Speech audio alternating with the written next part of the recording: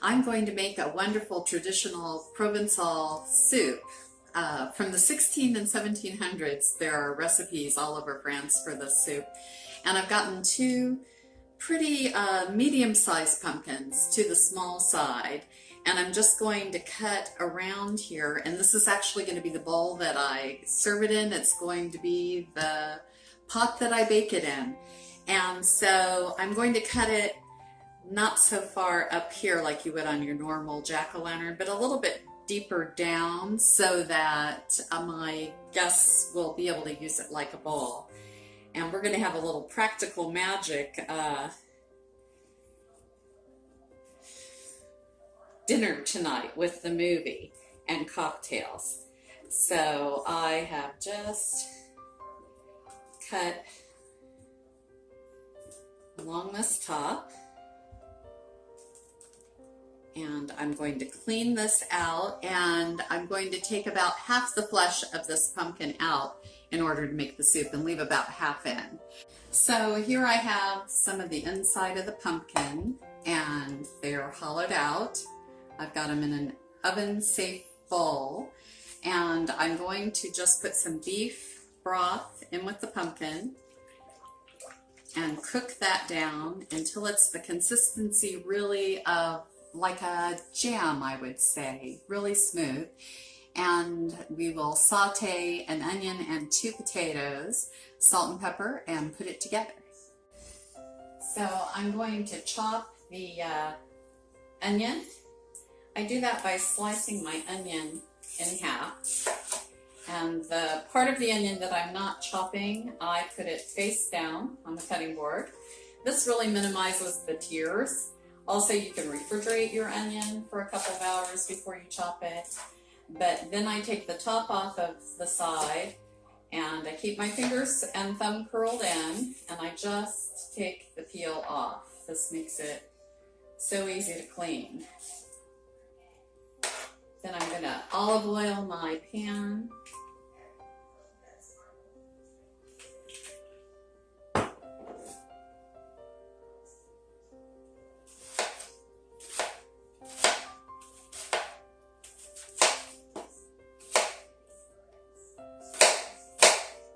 Just rough cut half an onion. And I'll scoop it into my pan. And I'm going to sweat it by adding salt.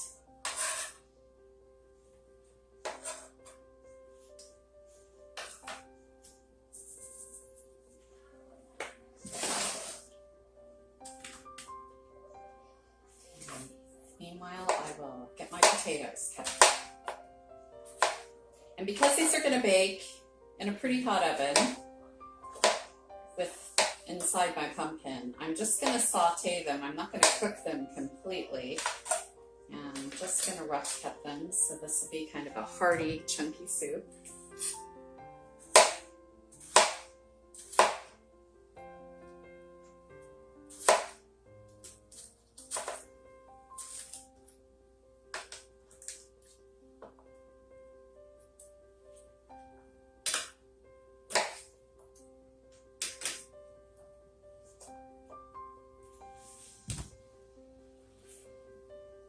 Then I'm going to add some pepper on top, some parsley,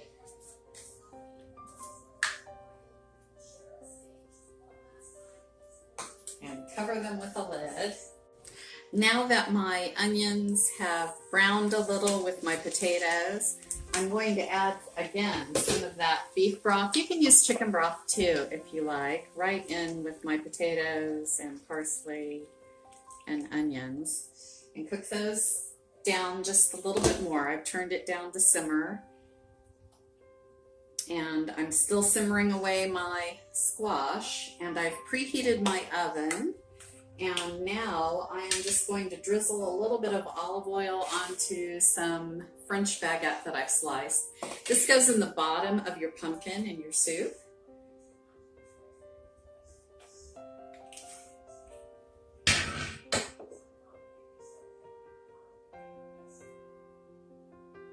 Pop those in the oven, and then I'll set those aside. I've pulled my baguettes that are nicely toasted and browned out of the oven, and I'm just going to set those aside.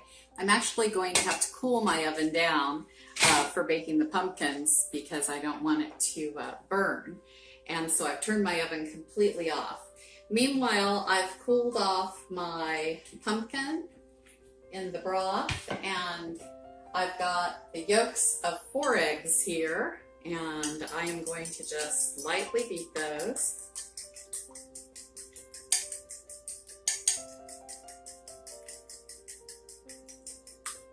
I've got my savory vegetables cooling also. I'm just going to take a whisk, and I'm going to whisk in these egg yolks very slowly into my bowl. What I don't want them to do is cook and curdle.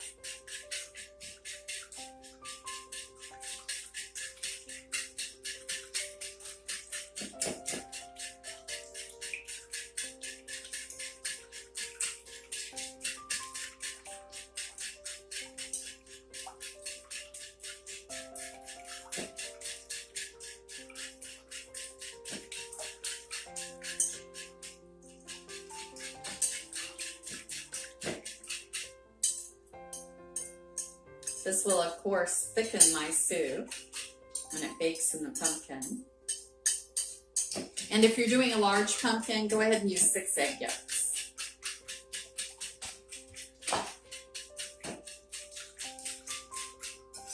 Now I'm going to slowly add my savory vegetables.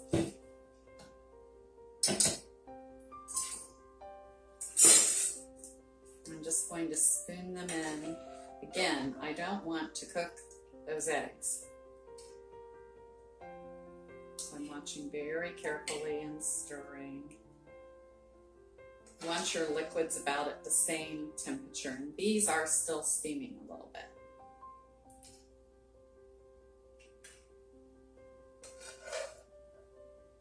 You can add leeks to this also.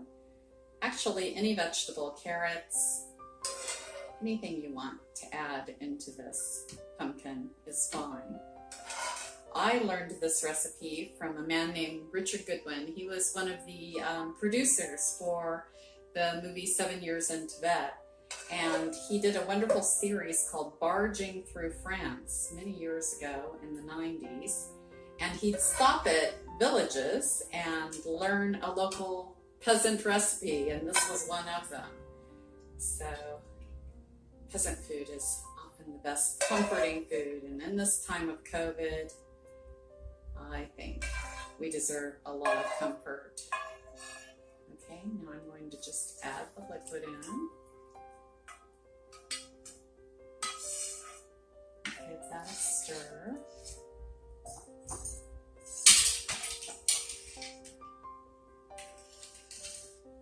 And it's all turned this lovely golden brown. And now I'm going to take my baguettes and line the bottom of my pumpkin with the baguettes. So I've got my pumpkins here. I'm just going to take those nice toasted baguettes and throw them in the bottom of my pumpkin.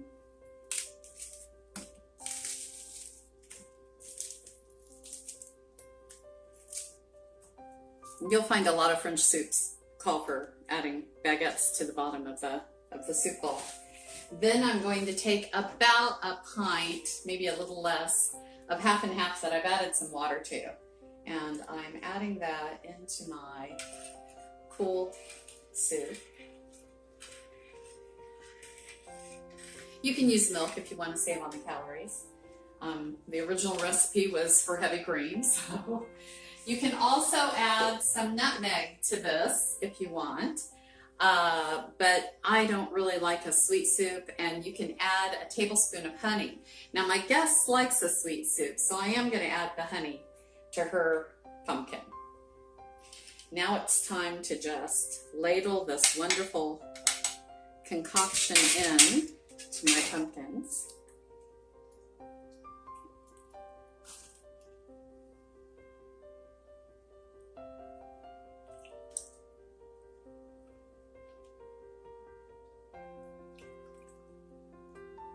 And I don't fill them completely because I don't want them boiling over. I can put the rest of this wonderful soup in the refrigerator, and tomorrow I can refill my pumpkin that I've baked. Okay, and for my last step, I'm going to add butter and then honey for my guest.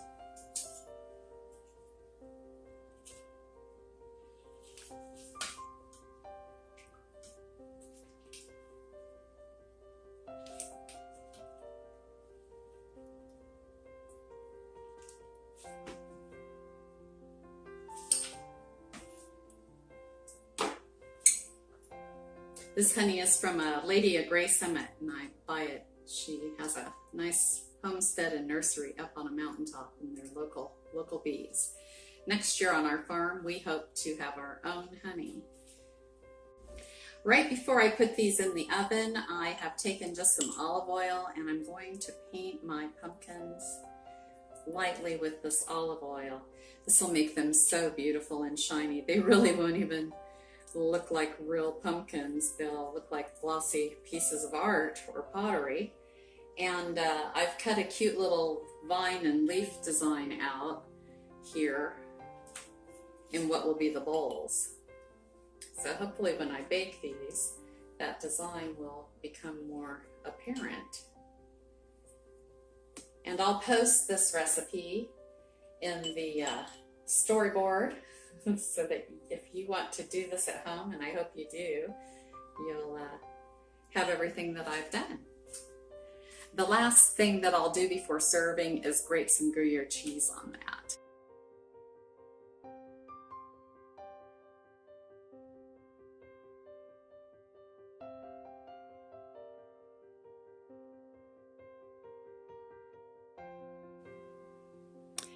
So I've got my table set for my Halloween night party with my pumpkin soup. I've got these wonderful gold and brown plates set here with little birds. I have my pumpkin salt and pepper shakers. I have my Parisian Eiffel Tower napkins, and I have a little bit of a Halloween centerpiece here.